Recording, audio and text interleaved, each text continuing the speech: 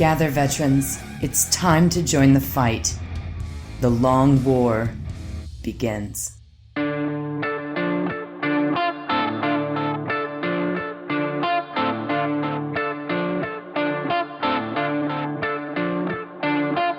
This is The Long War. I'm Rob Baer, and joining me once again are my partners in crime, Kenny Boucher, Mike Haspil, and Wyatt Turk. What's up, guys? Yo, dog, great to be here. Greetings and felicitations. Hey, everybody, what's up? So, it's been a little bit of a salty time, but I think there's still a lot of good to talk about. What do you guys think? I mean, we're coming off the heels of a really good Long War After Hours edition. So if you listen to this podcast, you did not hear that. So it's going to be great. I mean, just in general, like people are just like in the hobby. Like you can't get your stuff. If you want something, it's super premium on eBay or Amazon right now. Like it's tough. Mm-hmm. But luckily we have some positive things to talk about. We have this amazing new Deathwatch gem to discuss later on here in the show. And I guess we don't have a Haspil's Corner tonight, but I just want to start off by reminding the audience who may have not heard last week, my man is famous. Well, no, not really. Award-winning and famous. But I did manage to sell a short story to Black Library, so, and the check did clear, so go figure. Oh, shit. Has an Aquila on it and everything. Yeah. Sadly, no. I was so disappointed, crushed really, that I was like, wait, so they just sent the money digitally like normies?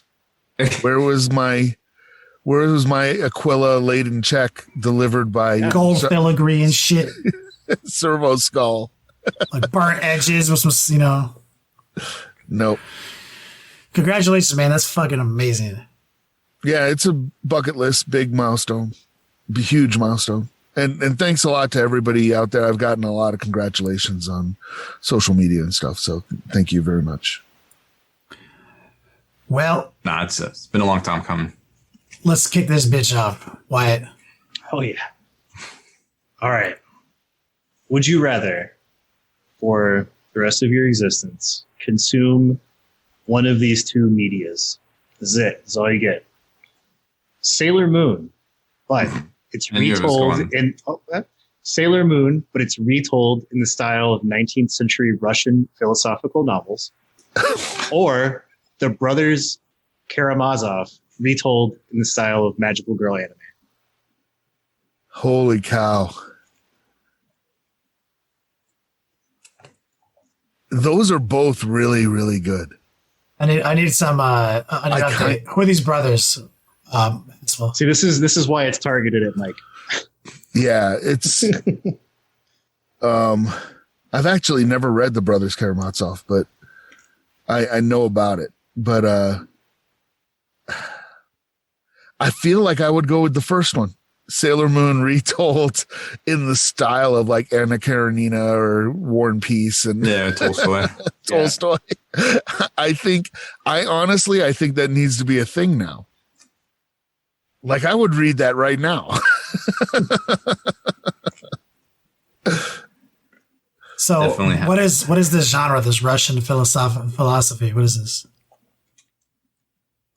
Or literature? I missed. I don't understand. It's basically like straight literature, like Crime and Punishment and stuff. Yeah, there's a feeling of like depression and bleakness that's linked to that era of like Russian philosophical novels. It's like Dostoevsky and Tolstoy. Yep. So like we would super grim dark up Sailor Moon. Oh yeah. in like an 1800s kind of way. Oh yeah. Or anime girl up some of that grim dark. Yeah. Yes. Man, I kind of feel like I want to see what Haspil just pitched too. I want to see that. Now I'm kind of interested in it. Because that's kind of like when they do something like Power Rangers but make it all gritty. I find those vastly interesting and entertaining. So I'm fucking behind it. I'm down. Sailor Moon reimagined. Yeah. In 1800s Russian like depression literature. Let's do it. I think that would be pretty cool too. Might be something to that. Russian dystopia literature's out. Get paid. I mean, I might be something to both that. ideas are really, really good. Yeah. Both ideas are really good. There's time might have come. If Sailor Moon was in public domain, I think that would actually be worth trying. Oh, yeah. Yeah, Zedmo in chat was like, the complex Russian dystopia, put it to anime, profit all the monies. I'm really glad that a large number of people in chat are like also literature nerdy enough to appreciate that one. Yeah, I mean, when I thought about it, I was like, Mike will love this. Don't know if anybody else will even get it. You know what's fucked up too is like that last week when you targeted me with that banana tomato one, randomly, almost like fucking with my brains, Bonet like just snuck in a bushel of bananas in the Amazon Prime Now delivery we got like the next day. And we never fucking have bananas. I don't buy those. There's like, I'm out there pulling out these groceries. I'm like, oh, we got groceries. Cool. Oh, fucking whole bag of bananas. Yep. It's been sitting on my fucking counter getting browner and browner every day. Make banana bread. Yeah. I can't. Yeah. You can peel them and freeze them. Why it fucked me up though last week. So That's the only way I'll eat bananas because I have a very texture-based palate and I don't like mushy things. I'll think about just peeling those bananas and making a tea out of the fucking peels. Or you're getting into boomer shit, so you could buy a dehydrator and make dehydrated Chips. banana chips. Yeah, Yeah. I like those too. yeah. Plantain chips are better. Salty. Plantains So all much day, throughout every the day. sweet. That's a skill that'll help you in the impending dystopia that we're bound for. No, what I need is some Sailor Moon powers to help It's me. like, don't murder me. Can I interest you in a banana chip? This trying time? And a banana chip. And I'd be like, are they salty or sweet? They organic? Yeah, you have my attention, sir. Are they salty or sweet? Like literally. Choose your next words carefully. Yes. when my family sends me stuff, they send me the salty ones down from Miami, because they can't get them up here. You can only get the sweet ones up here.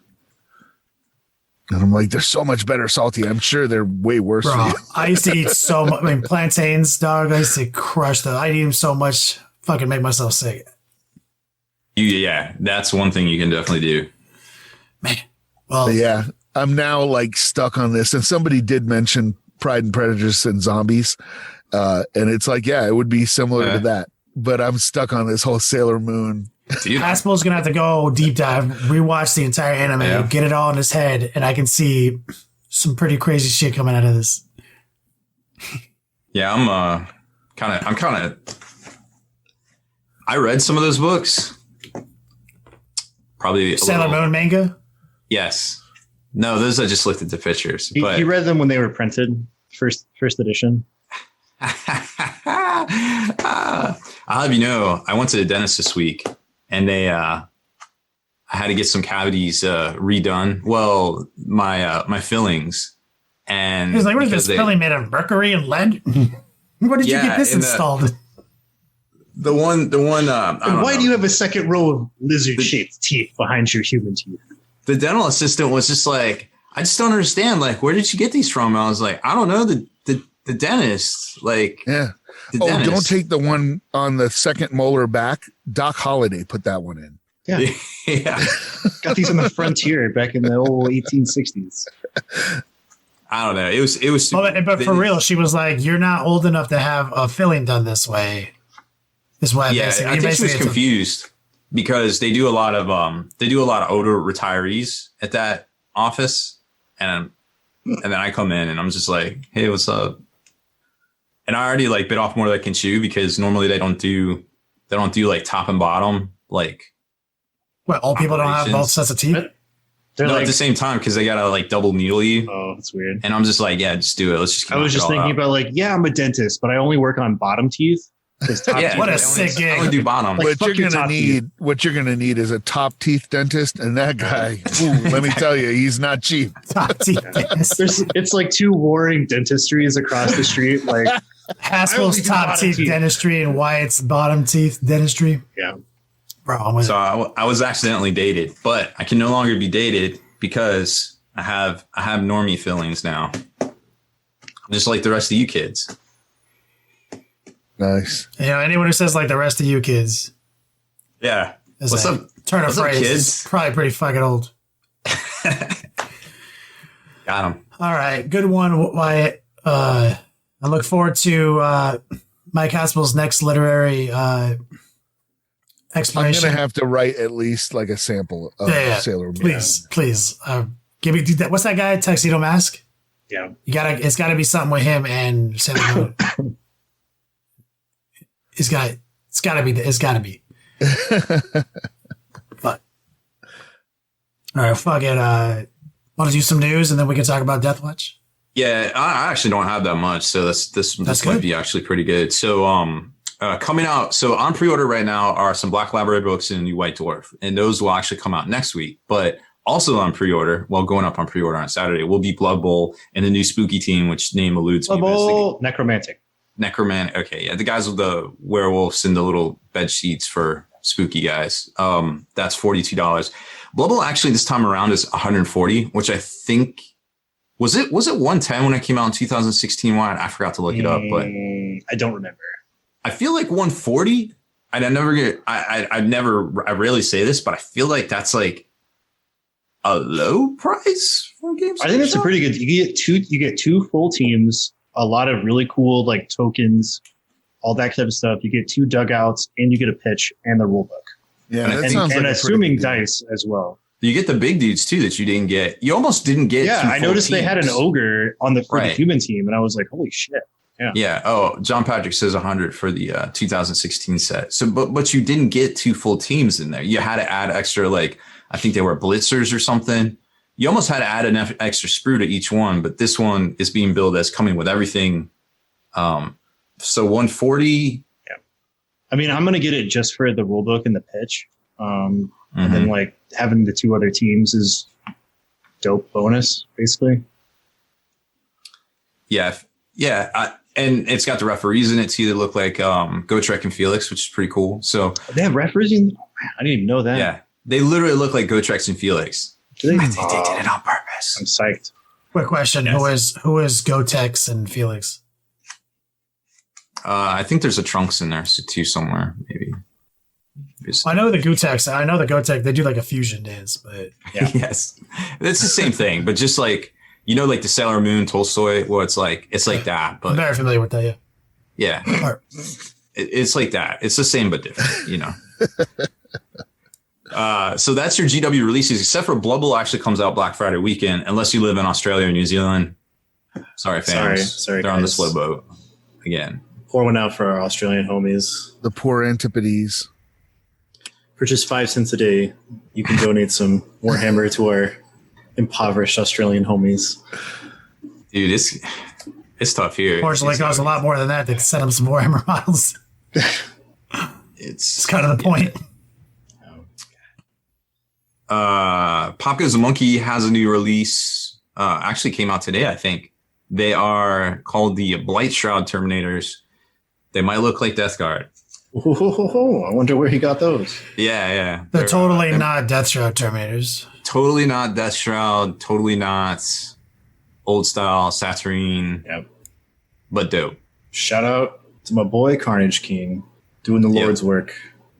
Originals. Yep. Original. Shout out to Pop, Monkey Resin, and that whole crew over there. I feel like I'm going to get some of these brand new, totally not Death Guard Terminators in my... I was about to use a Rob term. I'm about my hot little hands. Like, why would I say that? I'm about to get those in my Beats lab here in this facility for Say some... cat paws. For anybody who hasn't seen Kenny's hands, they are shockingly tiny. Quite tiny. He makes himself look big with them. He's also a lot shorter in real life. And much shorter than even this frame indicates. Yeah. But I'm going to get those Terminators in here. We're definitely going to do some totally unrelated Death Guard themed paint jobs in December, which might coincidentally queue up with a new Death Guard codex being dropped by GW. I don't think about things like that in advance, so that could just be coincidence. But looking forward to getting my hands on them, get some giveaways going, and paint some fucking monkey resin again. That stuff's pretty tight. It ain't bad, especially when you get some... like it's crazy. It's the joint collaborations that go into stuff like this, and, like the artists, the production, the manufacturing, like the shipping. Like it's just Yeah. You know what else? So what I'm going to get for the Death Guard release for my boy is I've commissioned him to make me a Mortarion in the throwback style. I'm sure Rob was there back in the epic 40K days, so he remembers the very first Primarch models. They were whittle biddle. Yeah, so he on 25 mils. Yeah, so my commission is to take that Mortarion, but make him big boy size and modernize it just a little bit, so that it'll fit with my retro Death Guard army. I feel like there might be a Bobby G on the horizon too, over at that studio. Bobby G-ish. Do you mean 3D art guy? No, Carnage King. Oh, really? I think he's working on a little something. Ooh, I've heard through the grapevine. We'll see it at some point, I'm sure. Interesting. I might have to get a third Ruticulum model. You can be only one. I need one for every day of the week. Oh yeah, I have 7 pink shirts because got to keep it fresh. Well, I mean, I have like 5 Marnius Calgars. I might as well get that many Ruticulums. No, there's nothing wrong with that. Not even a little bit. Some 2 other things I want to talk about real quick. Well, maybe 3 because I actually have it here. Blood Quest. You might have heard me in the pregame talking about Blood Quest. If you remember Captain Leonidas in the Blood Quest comic strip from back in Warhammer Monthly Days 20 some years ago. Well, they are back in full color. First volume's actually out right now. You can get it from Black Library or Amazon. I think it's $30. Looks pretty dope. Some fresh new art on the cover you hadn't seen before, so definitely digging that. It's going to be, kind of like they did with Damani Fuge, rebooting that and in color and putting it back out collective version, which is really cool.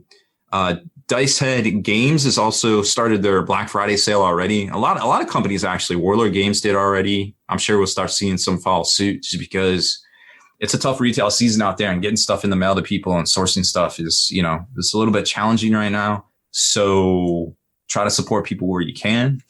Obviously, not everybody's situation is the best, but try to do what you can there. So remember they have gift cards too. Yeah, gift cards definitely help if they have that functionality. So a lot going on. Speaking of Black Friday too, I did want to mention 2 little things. We will probably have an exclusive over on the Spiky Bits store, something brand spanking new, mostly that you haven't seen before, that you might be pretty interested in. Might be a twofer. Might be something you've seen before, but maybe in a little bit a new, let's say, vein, new composition, so to speak. So we'll talk more on that here in the future. And I don't know how many people have these already assembled, but if you're watching live, you are about to see one of the most ginormous kits in the history of ever that's going on sale on Black Friday weekend from Creature Caster. That's that new dragon? That's the new dragon. Dude, that is sick. It is ginormous. Well, damn it. Now I have to get one. As long as I hadn't seen it, I was like, nah, it's a dragon. Whatever. It's pretty ambitious. It's pretty awesome. Like the wings, there's these wings actually removed. There's magnetized holes, and there's slots for like a plastic rod in there, so you can actually pull them off. But I mean, I'm not a small person, and this thing is almost down to my chest from my head. Yeah, it's big. It's I think they said it's about 14 inches. Yeah, it's like top of Rob's head to nipple. Yes, confirmed. I have nipples. Just because you haven't seen them doesn't mean they're not there. Well, I'm sure your skin suit is anatomically correct, or else. No, it has 8 nipples. It's weird. Oh, I spent a lot of money on this. I've seen it. Folks in the chat are asking when that dragon goes on sale again. I think November 27th, and the first. Hold on, I just have an email here. I think it is Black Friday weekend. There are a few Easter eggs on the base too that we'll have to catch. in the review. $195 price point. The first 240 dragons will include a limited edition art piece, which is on the dragon page on Creaturecaster's website. Black Friday. So either the 26th or 27th is Black Friday. So, at some point they're Pacific. So I don't know exact hour, but I would say sign up for their email and you'll probably be one of the first people to know. Makes sense. Yeah. And then folks who play at Gamers Haven here in the Springs, they are getting ready for their Hype D20 sale. If you guys remember that, that's on Small Business Saturday. And what they do, which is really cool, is when you are checking out, you grab a D20 and roll it. And that's how much a discount you get. So it's pretty cool. Last year I got a nat 20. So that was nice. Baller. But it's sad too, because you're just like, it's the end of the month. I already spent all my hobby money. So I'm just going to get this stuff. And then you're like, nat 20. Oh, come on. And they're like, nope, you can't add anything. Oh, you can't at that point? No. So it's like, you can't step away from, if you step away from the thing, you have to roll again. So you totally can step away and go grab more stuff, but then you have to roll again. Oh, I love this. This is a hype ass promotion. It is. It's pretty cool. D20 discount. Cool. Sick. Yeah, I like that. So I'm sure there'll be a lot more sales and a lot more things going on as we get closer to Black Friday. So, keep your eyes peeled to Spiky Bits and, wherever you consume, because I'm sure you'll see some emails and notices. I've got a Black Friday giveaway on my show. Doing a top D giveaway, but for the last entry to the Watang clan in 2020, one hoodie made. That one. It's got my Heretic sleeve art on it, Haspil. So both sleeves have Heretic going down them, like written all the way down. It's got the low pro Watang on it, but they are engineered to deliver the ultimate Heretic B-boy stance. So the orientation of the Heretic logos on the sleeves doesn't quite look right sometimes from certain angles until you cross your arms across your chest, and then it's perfect. Wow. Yeah, it's nice. Well played. So that's my promo. The engineered with advanced orc technology to deliver the ultimate b-boy stance. Cool. So, well played, sir. Well played. That's all I have for promotions. I guess we should talk about Deathwatch then. What's the name of this segment, Kenny? I wrote it down. Hold on a second. Here we go. Deathwatch shouldn't be an army, but they are, and they're better than you. They're better than you, and they know it. P.S. Haspil didn't read the secondaries or the stratagems, so they don't count. Yeah. Stratagems are quoted by Mike Haspil. Stratagems are the least interesting part of this codex. I haven't read them. 2020. I looked at them and went, that was a lot of words and a lot of things. And I did read a couple that jumped out at me, but mostly I was just like, nah, next.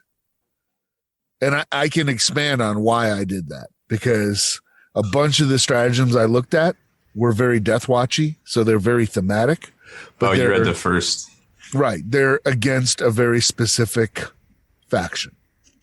So if you go, hey, I can do this against Eldari, or I can do this against orcs, or I can do this against Necrons. Classic Deathwatch, though. Yeah, no, it's totally classic. But I read 6 of those and was like, next. Just too long didn't read. Fuck you. Too long didn't read.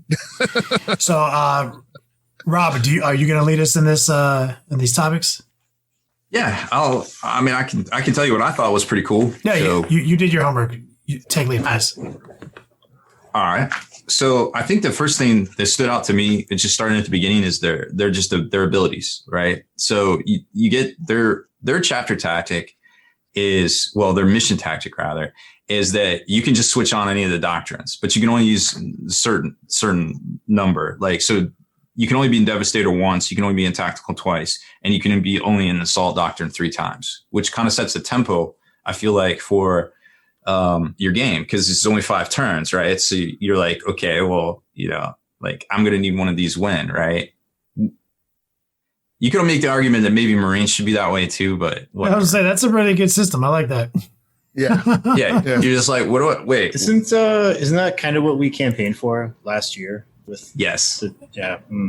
exactly. I kind of feel like this was pitched as a fix. We talked about this in the past. Solid. So they're chapter tagging. Now this is one thing I don't like is you got to grab the Marine book. A lot of the stuff in here references stuff in here because the supplement. That's not new. So that's like not admissible or is not admissible. Okay, yeah, so that's always been the case.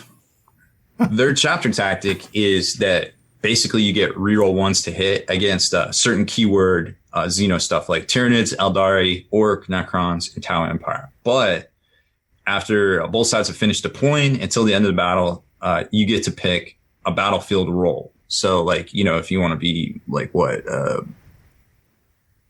troop or Core. A force organization role? Like what? Battlefield role. Select a battlefield role. That's troop or elite, right? HQ, troop, elite, fast attack, heavy support, Lord of War, dedicated transport. So you get to pick one of those, and you get to always re-roll wound rolls of 1 against them. So okay. I feel like that's always on. Oh yeah, that's always on. That's pretty cool. So you Pretty solid.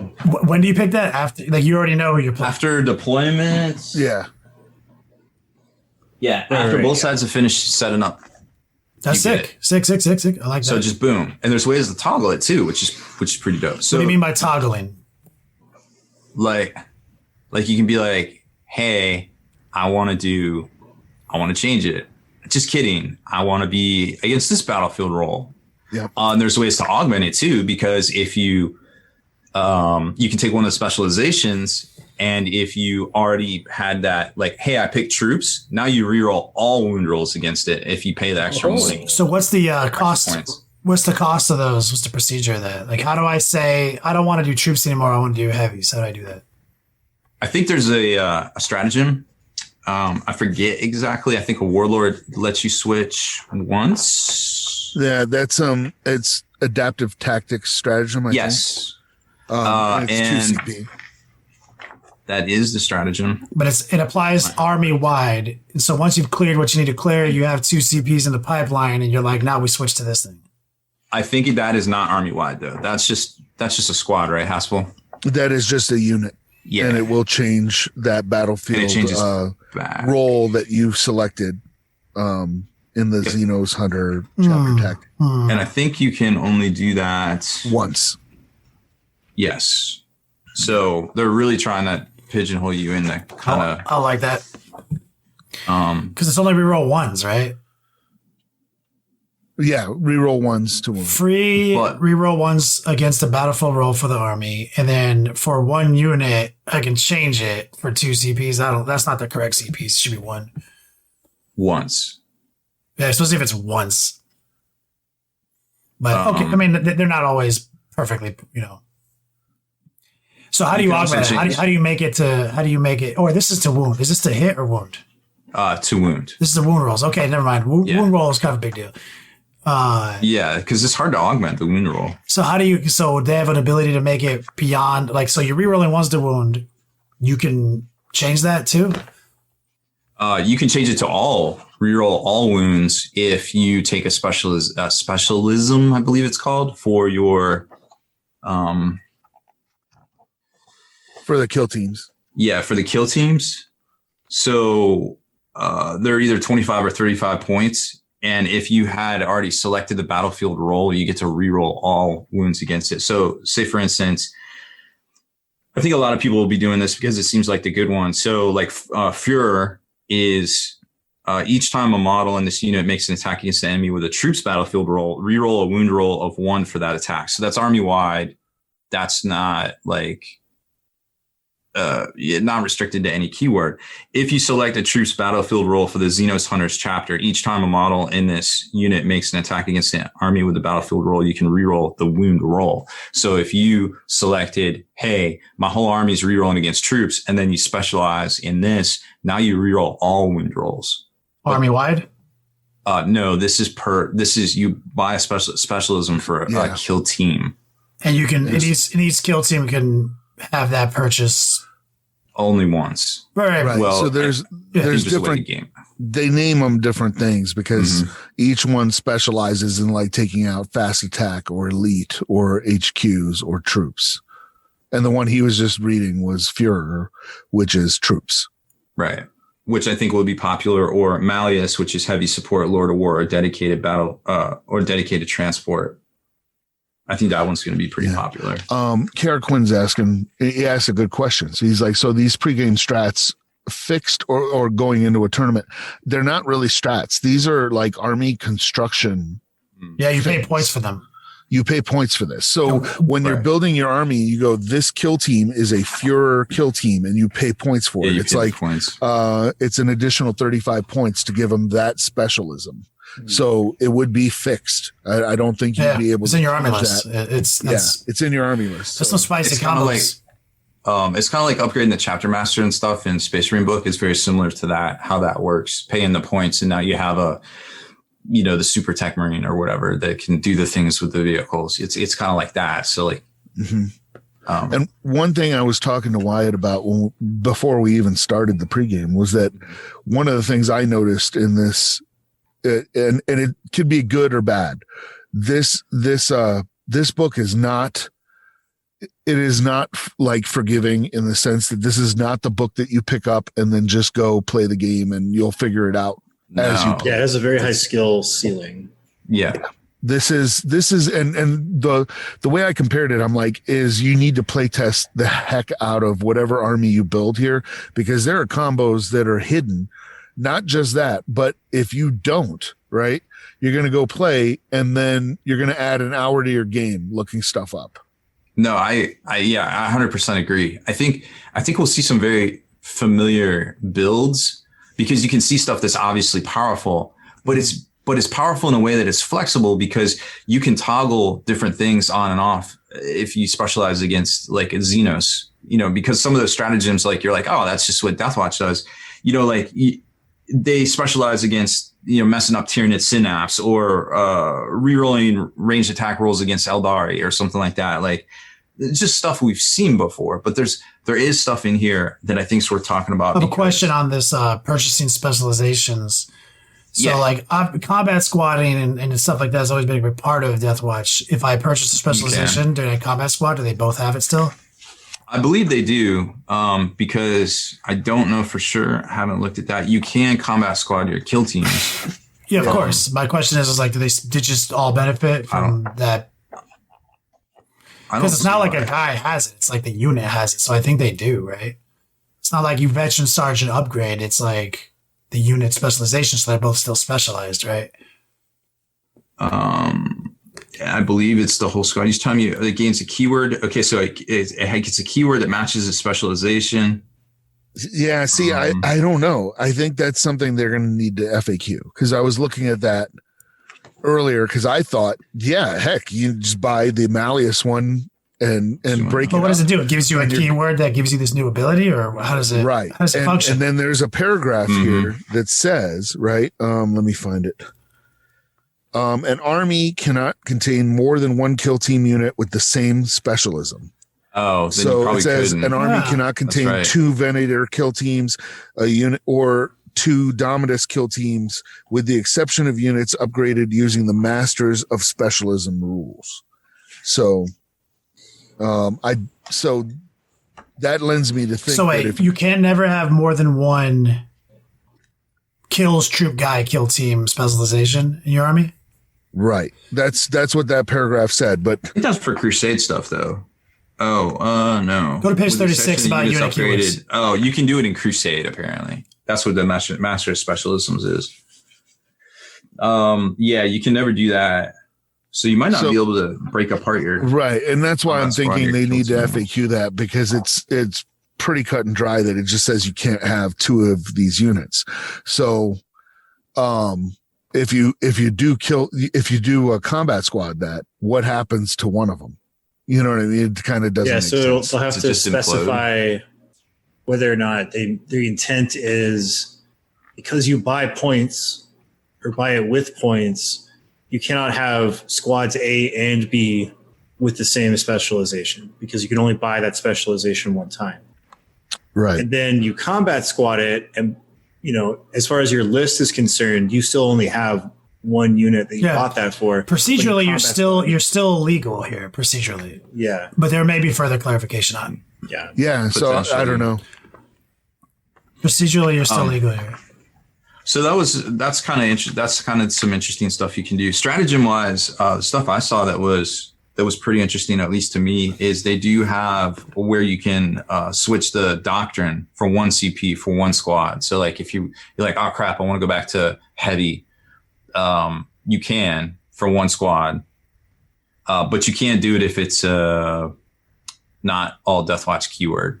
So if you're splashing, you can't do that. There's a ton of stuff that's very Deathwatchy, like we talked about, but the one thing I wanted to mention, and we haven't got to special issue ammunition yet, but one of the ways to give things that don't have special issue ammunition now, actually give it to them, is with the special issue loadout stratagem. But it's a little restrictive because you might not want to give it to the stuff after you hear how it works. So you can give anything. You can give this to a Deathwatch infantry, but until the end of the phase, bolt weapons, excluding bolt sniper rifles, without the special issue ammunition ability, gain special issue ammunition ability, but their type is changed to heavy 1. So like giving to bolters, kind of dumb. But there are some instances where I think, like some of the intercessor weapons that are inherently heavy. I think that the heavy intercessors have a heavy 2, right? Gun. It's 1 shot. 5.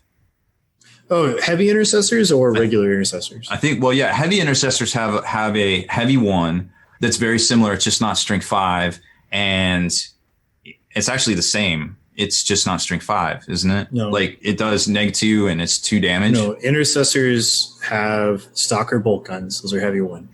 Then strength 4 multi damage. Right. Heavy intercessors have the executor heavy bolt rifle, which is heavy 1, strength 5, multi damage. But the range is longer as well. No, I thought the executor is like -2, 2 damage. Yeah. No, but it's strength 5. Right, but it's strength 5.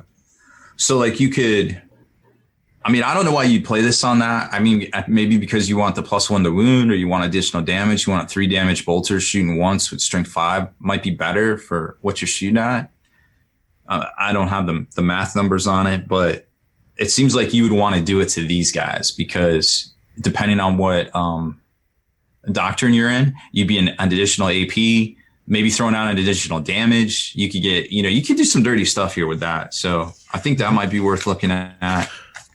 The one that jumped out to me, because I love Corvus Black Stars, I used to have 3, is this one called Shroud Field. And if you absolutely positively need to deliver a dirty payload, that's the one that you get. It's 2 CP. You use it at the start of the first battle round. You select 1 Corvus Black Star from your army, and until the end of that battle round, the unit cannot be selected as a target for ranged attacks unless it is the closest eligible target to the fire. Oh, that is nice. Classic. That's a really popular stratagem style that we've been seeing show up more and more. Conceal, Alpha Legion got one. Mm-hmm. It's really powerful. Yeah, without the cover stratagem and without aircraft being able to be blocked by terrain, it's pretty handy. Mm-hmm. I have a question. So when you make your Deathwatch kill team with all your little duders, do they just all start sharing all their keywords? Sort of. Yes. There are exceptions. So instead of there's not a broad stroke, but they actually. So it's a good example.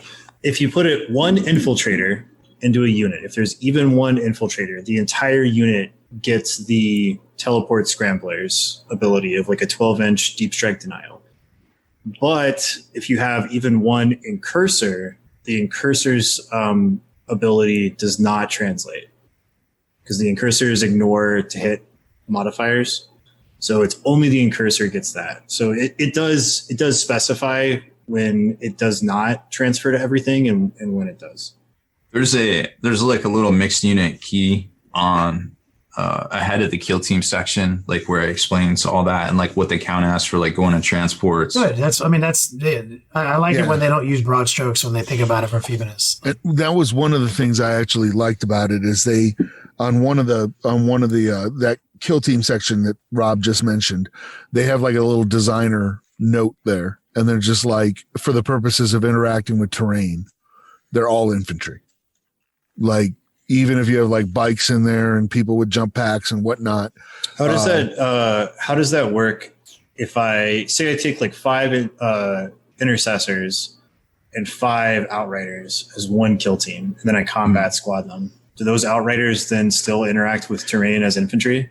Yeah, I would probably say no. Yeah, what's the procedure? Do you get the keywords and they like at the beginning? Well, I don't think it's a keyword. I think it's just they're just telling you. They tell you what keyword you have, I believe. Yeah, I'm trying to find that part. It's page 50.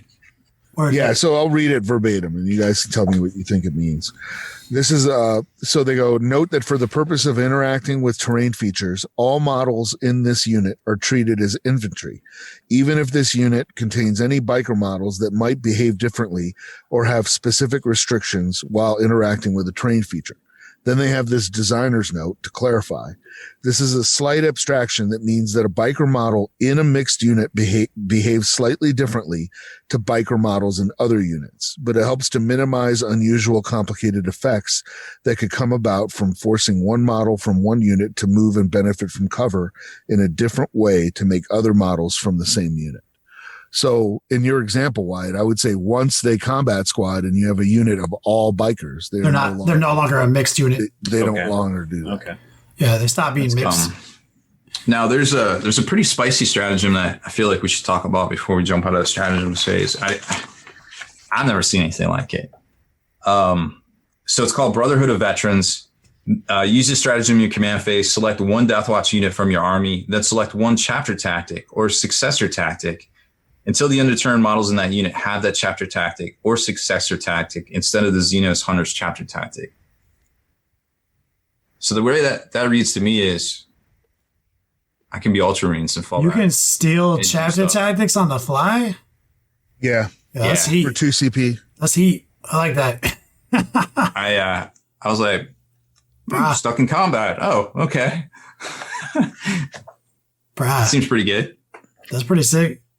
So that one seemed pretty dope to me. We talked briefly about the specialisms. There's a chart like what you can buy for the kill teams and how many points there are between 25 and 35. Warlord traits. I kind of liked this one, Paragon of their chapter. It's kind of like what we just talked about with the stratagem. You can select one warlord trait from the chapter Warlord Traits in Codex Space Marine for this warlord. Replace all instances of the chapter's keyword with the warlord trait with Deathwatch. If this warlord has heraldry from one of those chapters, you must select this chapter's warlord trait. So, like, if you have an Ultramarines pad on your dude, he's supposed to take a Ultramarines warlord trait, but I feel like you guys know the warlord traits for the Space Marine book better than I do, so I'm sure there's some good ones in there. So you can snipe dope ass rules out of the Space Marine Codex.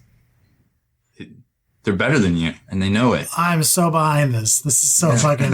This is honestly like, if you're not running a Deathwatch army, my recommendation to everybody out there who plays Space Marines is start a Deathwatch army, and that's where all your extra dudes go. All your extra duders become Deathwatch. Because you can just mix and match. You can do a ton of stuff. And these guys, I don't know how they're going to do at like the larger games, but at 1,000 points level, 500 points. Well, that's where the high skill ceiling comes into play, is because Deathwatch are a primarily infantry based faction. That's kind of where they fall short compared to other stuff. Yeah. But they make up for it in different ways. Like there's some definite pros and cons with Deathwatch, and unfortunately, we kind of live in a Marine world, and they don't really have anything special when they fight Marines. Like, be it any flavor of Loyal Marines or Chaos Space Marines, Plague Marines, Thousand Suns, like that kind of thing. So they are at a disadvantage there. But I still think a lot of this stuff is really cool. Oh, like yeah. I do really like the idea of like just, even like an archetype to start all your armies from as like a battalion with a couple of heroes that you buff up, give them some cool shit. You take 3 kill teams where you have 5 intercessors and 5 outriders as a single 10-man kill team. Take 3 of those and then just combat squad them. So you have a 5-man unit of outriders that you can't have otherwise because they're in unit of 3. And they're OBSEC now, which is terrifying. Like, outriders are really good, and now they're OBSEC and in a 5-man unit. Like, no, you're right. Like, about this, like, they have some weaknesses, but like when it comes to like playing primary right now, like just that, what you just said right there is fucking good. Like, Yeah. that's really good. They'll be able to play the mission well. They'll be able to play the missions well.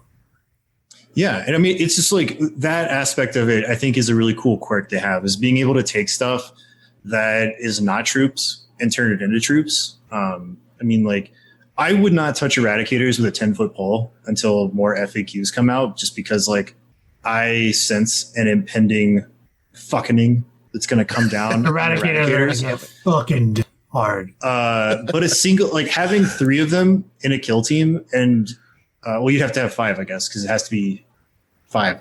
But having 5 Eradicators that's like a troop choice is pretty cool. Like, that's a neat aspect. I think you have to take heavy intercessors first, and then you unlock. I don't know the makeup of every single little, because I know they're different. There's like 4 or 5 flavors of kill team that have different restrictions. Yeah. Mm-hmm. Yeah. So I don't have the book, so I'm not an expert on that. But having those cool mixed kill teams that you can then combat squad so that you can like shift the battlefield role of units is pretty cool. There's some other juicy warlord traits too, like one where you get to toggle the battlefield role you picked, so to reroll 1s to wound, or if you have specialization, then you reroll all wounds against it. This one's pretty cool. There's a friendly Deathwatch core Deathwatch character within 6 is performing an action. That unit can still make ranged attacks without the action failing. So you can just plant the flag or as a warlord trait, scramblers or whatever. Yeah. Oh, that's really useful. That's handy. That's a handy tool for an army. You can do it with 2 units because you have the stratagem from Codex Space Marines that allows you to do the same thing. Yeah, it's actually nasty for an army of all guys on foot. They're starting to have a lot of tools for winning these missions. Like, but they have access to pretty much everything from Codex Space Marines too. So I mean, you can take buggies and shit. No, for sure. I'm talking about like Death Guard people are hardcore though, right? Let's not forget that they're going to play their Deathwatch army the way they want to play their Deathwatch army, and it's always been about trying to make that army with all its it's like Grey Knights, anything like that. Like, I want to play my fun Grey Knights and I want to win games with them. Right? I don't want to do all these weird things to make what my vision of that narrative work is. This is a really good time for Deathwatch. This mission structure that we play right now, with these rules, a hardcore Deathwatch person out there can really show up with like that fucking Deathwatch narrative feeling army and really do well, I think. Relic wise, there's definitely some winners that lets you also do some like crazy combos too. I think the biggest one that I've seen people in the chat already talking about the Dominus Aegis. You replace a Storm Shield, Relic Shield, or Combat Shield. You add 1 to the armor throw, just like you would with a Storm Shield. But also with friendly Deathwatch core or characters within 6, they now have a 5-up invulnerable save too. Baller. Pretty cool. What's the keyword on that? Core? Core or character. So that's a lot of shit. But we've seen this before. We've seen them follow this path before. So I would not expect to pin your hopes and dreams. Expect everything that is a bubble of 5-up and vulnerable to get looked at again at some point in the future. Yeah. That's just how we've already seen with the Iron Hands and Pharaoh's debacle that we don't. This really is like core. This is core, so there is a restriction on it. Right. A lot of your dreadnoughts are core, but it might not be enough of a restriction. Like I said, expect this to get circled back to at some point in the future. Mm-hmm. There's a relic called the Osseous Key, I guess. You can turn off a vehicle within 12 inches of the bearer. When it makes an attack, you subtract 1 from the hit roll. Wait, so you give an enemy vehicle within 12 inches -1 to their hits. Is that how it works? Okay. Yeah. Yeah. Also, you subtract 1 from their attacks. Yeah. Oh, okay. Cool. So Wait, I don't know if they're what is it? targeting What knights. is this? What is this thing? Is this a relic? What is this warlotry? Yeah, it's just a relic. It's an aura. Yeah. So like you can just have this dude within like 12 inches. But it only affects one enemy vehicle. Yes. While an enemy vehicle. Wow. Oh, so all enemy vehicles within 12 Yeah. inches. I was like, this That isn't is good. This isn't good. Oh, So yeah. it's nasty. And It's 24 diameter. That's real good. That's real good. So I'm like, that's I what thought we're it was talking just about. one vehicle, but you're right. No, it's not. that Very good. cool. That's very good. What's the other thing? Oh, the tome. The tome's pretty dope too. So Yeah. once per battle in your command phase, you can use the tome of Ectoclades. If you do, select one data sheet used by a unit from your opponent's army. Until the start of your next command phase, the bearer has the ability Tome of Echolades Aura. While a friendly Deathwatch core within 6, each time the model in that unit makes an attack, it gets a unit belonging to the data sheet. You can re-roll the wound roll. So you don't have to have a specialization. You don't have to. So if I'm fighting Necrons, I can say data sheet warriors. Yes. And if you're within so many inches of the bearer of that relic, you get full wound rerolls against all data sheet Necron warriors. If you're core, yep. Very cool. Within 6 inches. What's the name of that tome, Mike Haspil? Pronounce it for me. I think it's Ectoclades, His not way sounds better. Ectoclades. Okay. Ecto cooler. Like you say, Sophocles, Testicles. Yeah. Yeah. That's it. What else is cool in here? It does have, this has a really cool name, but I don't know how useful it would be, but it jumps off the page. The Omnicanopticon. I like that one. I was just like, wow, it's like a third cousin to Megatron. Okay, well, I have to know what it does now. Yeah, what is it? Where's that? What does it do? So it is a Vorkin pattern auspicator, and it's actually not too bad. Oh. Anybody who has this, I don't know what any of that means. Okay, So what is a Vorkin pattern actually, octacator? I'm explaining it, and I'm saying it's not that bad. So the bearer who has this thing, they receive the Omnicanopticon aura, which when a friendly Deathwatch core unit within 6 inches, they get +1 to their attack hit roll against fly units. Okay. I can see that being useful in a few situations. Yeah. but- Yeah. It's You're like, useful oh, yeah, enough. it's just that this crazy. It's just this weird thing. Yeah. So I was like, okay. I'm glad it's useful. Well, it enough. has all kinds of cool words in the fluff stuff. It's like Telian Vorkin, an accomplished sculptocrat. I'm like, I don't know what that is. Created the Scryer unit by incorporating his unwilling underlings into the auspicators and meshed logic drives. Did Terry they Pratchett plot write this relic? I know, right? From there, they plot oracular dynamics and feed the prophetic data to nearby receivers. I'm like, wow, that is just a mouthful. Yeah, because we all know what all that is. Yeah. Word salad, man. That's some crazy shit right there. No, it's dope. This codex or this supplement has got to have a lot of fucking combos that have yet to be determined because of its interplay with the Space Marine Codex. Like, there's going to be some not only like powerful combos, right? Because we always look for powerful combos, but thematic combos that mean something to you as a player, as a fan of this lore, that are also powerful. Like I suspect. Well, in a perfect world, you would never see 2 Deathwatch armies that look the same. Like each person, this has watch fortresses or whatever. Yeah. Yeah. The one thing I worry about Deathwatch is that while they have a lot of really cool bonuses against Xenos armies, if you're not fighting Xenos, like you still need to tool in such a way that you're not going to be like totally fucked if you're like, okay, I'm playing against salamanders, what do I do? Like, I think that's their one big deal, and that's where the skill ceiling is really high. And you have to play for those primaries, you have to play for them secondaries. Right. You know, because like statistically, there is a massive difference between the number of people playing Imperium Chaos versus Xenos. Like, really big difference. What else, Rob?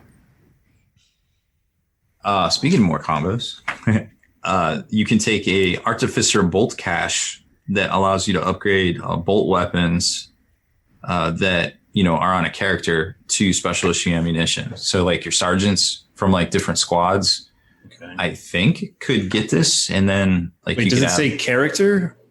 Well, yeah, because it's relics can only be given to characters, right?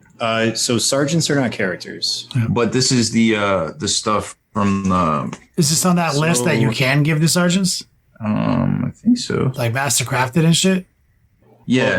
Well, you can't. You have to play a stratagem. So like it's titled something like Honored Sergeant that allows you to give. Oh yeah, that's like what it is. So you can give it to something with the character keyword, but you cannot do that to a sergeant in a squad.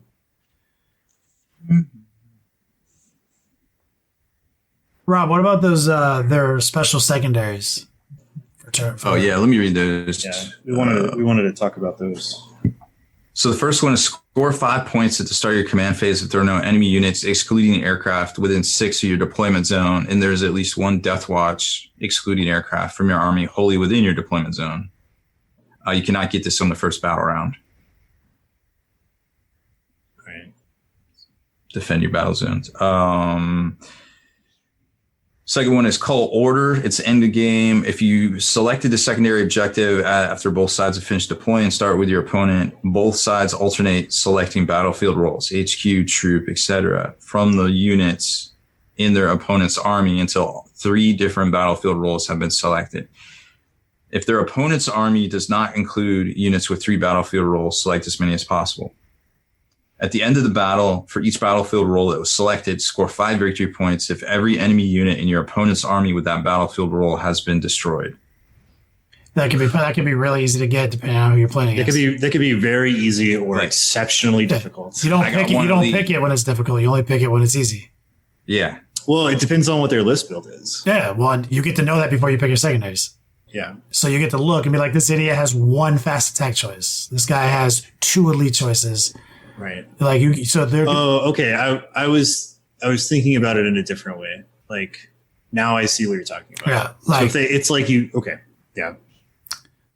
Like, oh, I'm super clever. I have this exactly one unit of whatever with only 2 models in it because I thought it was going to be clever. Oh, that's 5 points. Thanks, dog.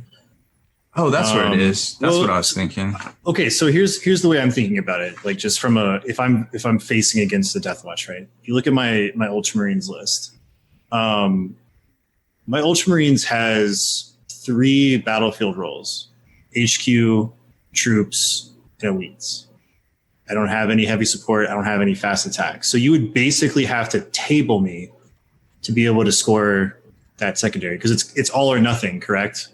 Because you have to have, is it 5? Yeah. Is it 5 for each category or 5 victory points if the enemy unit in your opponent's army with that battlefield role? Okay. If every right. Unit, so he would have, so you basically have to table, destroy all of my troops for 5, all of my, to get a 15, you'd have to table me. There is a sentence here that does say if their opponent's army does not include units with 3 battlefield roles, select as many as possible. I have 3. But but in that instance, right? Like if I had 1 unit of Outriders, right, and like 1 tank, and like the rest of it could be elites, right? You'd be like, okay, well your elites are dreadnoughts, so I'll kill your 2 dreadnoughts, I'll kill your tank, and I'll kill your Outriders, and that's 15 points. But in this instance, if I only have HQ, troops, and elites, and no other battlefield roles, then to max those out, you have to kill all of my heroes, all of my troops, and all of my elites. Yeah. You don't get credit for it unless you do all of it. All of them. Yeah. So if I hide one that you'll never be able to get to, I deny you 1/3 of your, or 2/3 of your points. So there's gonna be some moments when you use it. Like I'm thinking, like me, like for example, just right now, I have 1 unit, 1 fast attack choice in my list right now. I have 1 Lord of War that you have to kill anyway. right? Like, I'm pretty close to like a dream combo right now for them. Right. Like, you know what I'm saying? Like, there's going to I be. think my Death Guard list would be similar because I have like singles of different battlefield roles. Yeah, so there's. Is there another secondary, Rob, or is it just two? Oh, there's two more actually. Two more. Yep. So there's Cripple Stronghold, which is if selected, the secondary objective, and then after both sides have finished deploying, your opponent must select one objective marker on the battlefield to be the location of their stronghold objective marker. If any objective markers are wholly within your opponent's deployment zone, one of these must be selected as a stronghold objective marker. If you selected this, then the Deathwatch infantry from your army can attempt the following action. Cripple Stronghold. One Deathwatch infantry unit from your army can perform this action at the end of your movement phase if it's within range of a stronghold objective marker. No enemy units, excluding aircraft, are within range of that objective marker. This action is completed at the start of your next command phase so long as that unit performing the action is still within range of the same objective marker. Score 6 victory points each time a unit from your army successfully completes this action. I don't know. So let me know if I heard this right. So the stronghold has to be an objective marker in your opponent's deployment zone. If there is one in there. Okay. It doesn't have to be in their deployment zone. It can be anyone. But if they have an objective in their deployment zone, it has to be that way. It has to be. So this could be easy in some mission types, but like almost impossible in others. So in the mission where there's none on this side and it's just in the middle. Yeah, you could do what category is that in? Progressive. That can't be a secondary then. It's got to be there. Is it like no mercy or there's the different I don't, shadow operation? Sorry. Okay, shadow operation. Okay, so this is cool. But doesn't the opponent pick it? The opponent picks their marker. Yeah. Their objective. Okay, I didn't. Okay, well, damn it. I was gonna say you could take this and Oath of Moment. That could be like really easy to do. But you get 16. You picks it. Yeah. No, I mean, we're not saying it's bad. We're saying we're looking for the broken ones like that the Space Marines have. Well, I mean, you get 6 points each time you do it. Each time you do it, it's an action. The impetus of this topic is that we live in a world right now where there's a handful of factions that have faction-specific secondary objectives. Oh, that are kind of OP. And some of them are crazy easy to do, super free. Which like they're OP because they're free, basically. Yeah. So Oaths of Moment is the one that a lot of people are talking about. Oaths of Moment is like the most free secondary in 9th edition. Like this is the engineers of 9th edition. You basically don't have to do very much. It's exceptionally easy to do in every mission against every opponent. And you will max it out like every game. Right. And so a lot of people are having this discussion like, should we have these? Like, yeah, it's a cool idea, but the problem isn't that we have them. It's that a handful of people have them and everybody else doesn't, and you won't get them until you get your new book. And so there's a disparity there. Right. And also it's like, big. It's not a problem if everyone has one, but it's already looking like not everyone's getting one like that. Like theirs is literally preposterously easy. Like, yeah. And so like, another example is the new Space Wolves book, right? They have a handful of them that are pretty okay. And one of them really plays to their strengths, but it's all based around melee, and melee isn't the easiest thing to get into, even as a Space Wolf player. Like, you know, it's not easy like shooting is, because you can just target something and shoot at it. Right. And then you look at Oath of Moment and you're just like, man, I can get, you don't literally have to do anything. Like there's no condition. There's no condition. Turn for basically doing nothing. Yeah. So you want to tell them the last one, Haspil? Yeah. So the last one is score 1 victory point at the end of the battle for each enemy Tyranids and Eldari, Orc, Necrons, and Tau Empire unit destroyed by a Deathwatch unit from your army during the battle. So against those factions. Yep. So if you're facing it's those factions, super killy, because it's 1 point per unit. Yeah. So you'd have to kill 15 units. Ooh. I mean, that's a no-brainer if you are playing one of those, because you have to kill units. Yeah. Like, right. So I mean, like, you may not max it, but you might be able to get a good chunk of change, right? Yeah. And well, that means no matter what you're doing, you're actually moving towards your secondary goals. And that's a killing objective, so it's probably not in the same category as Oath of Moment. Yeah. That one is. What is it? No Mercy, No Respite. That's the killy ones. Yeah, it's that one. So versus like one of these factions, you could take both. Yeah. Yeah, the one that I see is the easiest one is probably the Long Vigil. Because you score 5 points at the start of the command phase if there are no enemy units in your deployment zone.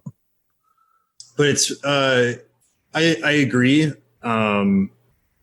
With the exception, I wouldn't take that against very fast units. No enemies within 6 inches of your deployment zone, I believe, is the word. Yeah. Right. Because that's something that a lot of people are going to go for engage on all fronts anyways, because it's pretty easy to do.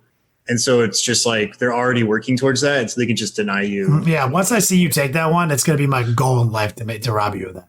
But you might not be able to. That's my thing. Is if I pick that, I'm going to make sure that you don't have anything coming across the table at me. No, it's a good one. There's going to be situations where it'll be really good. Yeah.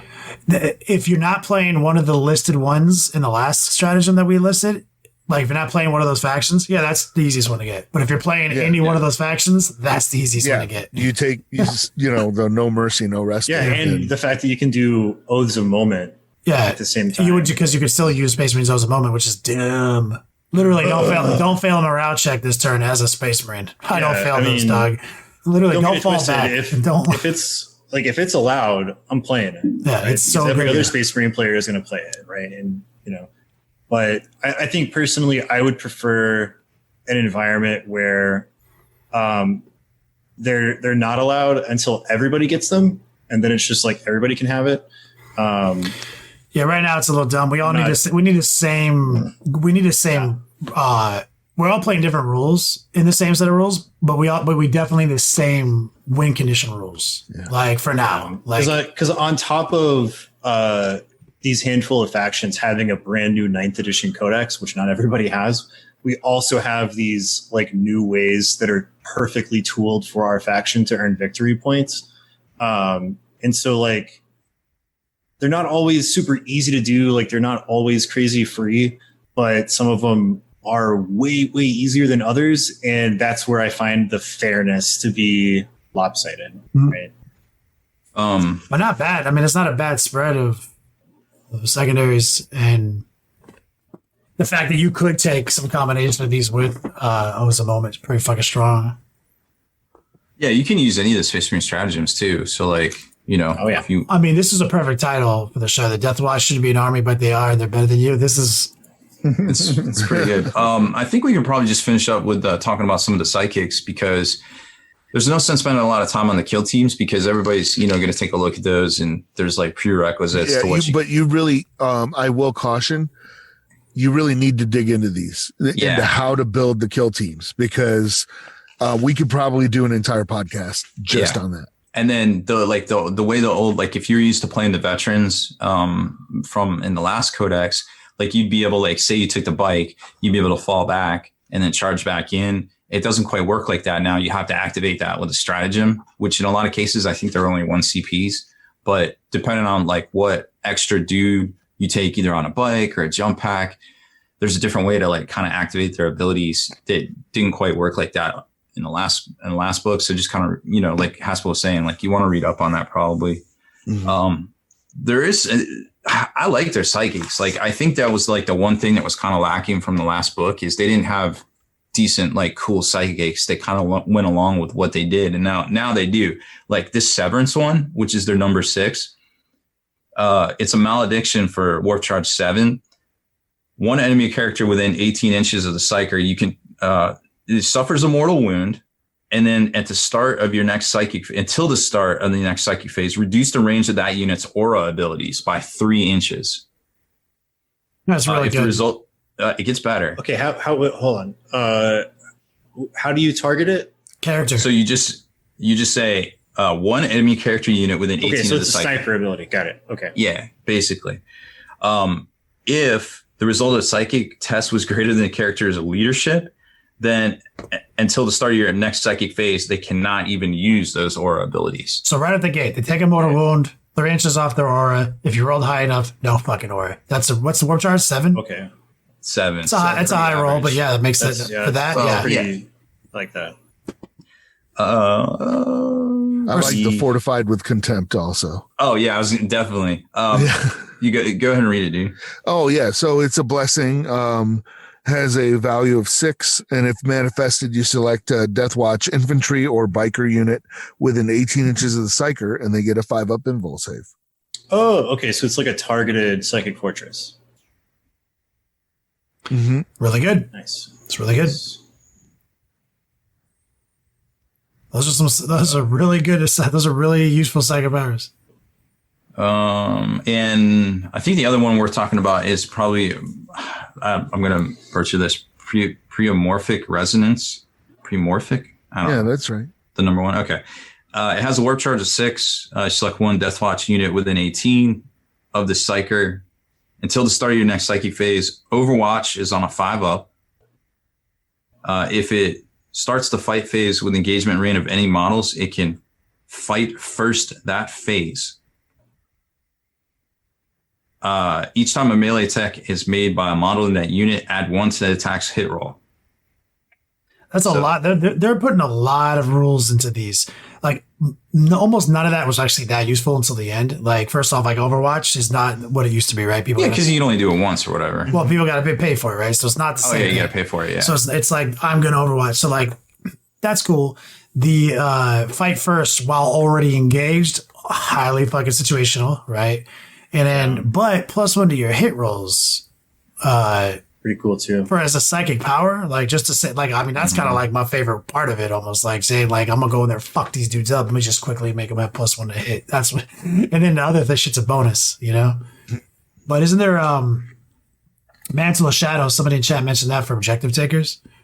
Yeah. Has a warp charge of 6. It's a blessing.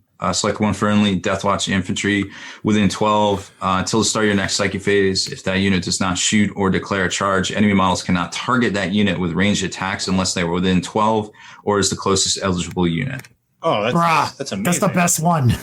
Why? Yeah, I was gonna say, like, as soon as you started reading it, I was like, if this unit is untargetable, it's the best psychic power. That's the best fucking one, man. Holy shit. I mean, there's 4 solid ones. I could see. Good.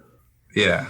I mean, that one is probably the best. That's real. So what is Holy the shit. I have a question about the one that makes people fight first. What's the exact wording on that one, fighting first? If the unit starts the fight phase within engagement range of any enemy models, it can fight first that phase. Okay. I really wish Games Workshop would have a unified set of rules for these, because there's like 7 different sentences that say you fight first, and some trump others, and it's always a clusterfuck when you have 2 units that do that, because they need to make it distinct of like, this unit fights first unless somebody else has a power that overrides it, right? And then another one that says like, this unit fights first regardless of all other rules and abilities. Because like, that's always the distinction, because like some fight first stuff is like, oh, this just takes away your ability to fight first if you charged. And then some stuff is like, you always fight first no matter what. And then some things are like, you fight first, like no other eligible units are allowed to fight until all of your keyworded stuff fights, because that trumps the other ones. Mm-hmm. Yeah, it's a... Yo, man, I'm still blown away by that Mantle of Shadow. That's actually, I didn't know they had that ability, and that is a substantial like game changer when you're talking about moving these models around the table and trying to do some things. Mm-hmm. Like that's a really good, any ability that changes the target dynamic. They usually have the spiciest combos centered around it. Yeah, that one's pretty dope. That's really fucking good. Deathwatch looking strong, man. I'm looking forward to diving into these combos over the next couple of weeks, seeing what other people in the community start talking about. But the bar is high, and the potential for messing up is also high. The potential for like, oh wait, I needed to. Oh, because I didn't get this one thing off or use this one stratagem when I needed to. That was a bad move. You know what I mean? Yeah, I mean, there's a big swing. I say it all the time, man. Like, don't try to memorize every rule because it's impossible. Unless you're like a savant, right? Like, there's a billion rules in 40K.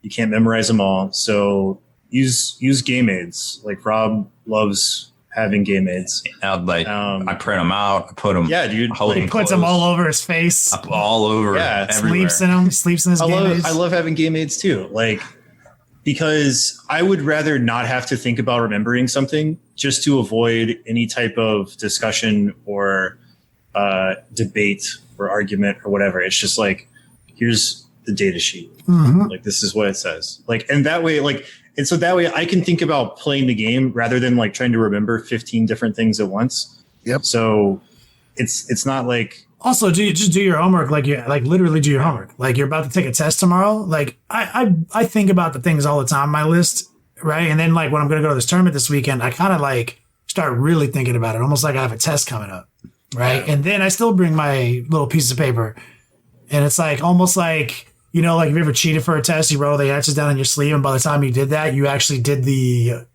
studied, and now you knew them all. Yeah. like that's my fucking life. But also to the chat, shout out to everyone in the chat throwing out a bunch of combos.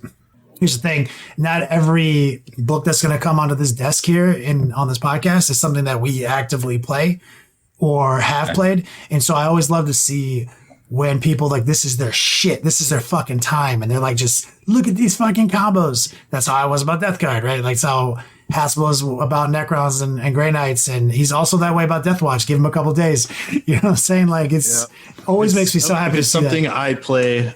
I'm really good at remembering what it is. If it's not, I have no fucking idea what it is. Deathwatch, it was, well, it's like, I basically had to play it when they got their own army because I have the 3 Inquisition, you know. I run the Sisters, Grey Knights, and now Deathwatch. But I ran Deathwatch before, but obviously when they were not as complicated as this. It is nice to see that they are a faction. Yeah, it was just my build was super easy. It was 3 Corvus Black Stars, a bunch of frag cannons, you know, profit. That was it. Right. I remember. Well, yeah, it's because like in 8th edition, it was clear that the Deathwatch was like, they're sort of like knights, Custodes, a couple of other ones that were like, this force is from a rule standpoint devised as a supplement to your other Imperium forces, whereas now in 9th edition they're more standalone. It's nice to see. Yeah, it's very good. I'm excited about them. I'm thrilled. I'm like, oh, you know, I was actually looking at getting rid of one of my Corvus Black Stars because I was like, well, will I ever field 3 again? I'm like, yeah, sorry. Next Tuesday, Doug. Got it. I need 3. Yeah. And I'm going to toss this out for anybody wanting to start a Deathwatch thing. The color you want to use, and I don't know if they actually make this color for brushes, but it is a Vallejo color. It's air. It's called anthracite. It's sometimes called German gray if you find an older bottle. Really good one. But go ahead, Wyatt. I always say when people bring up German gray, I'm like, it's as close as you can get to being black without it being black. Yes. And that's why I was going to bring that up, was because when you paint your guys that color, it has kind of that stealth fighter black look to it. Yeah. But that means that all your washes still work.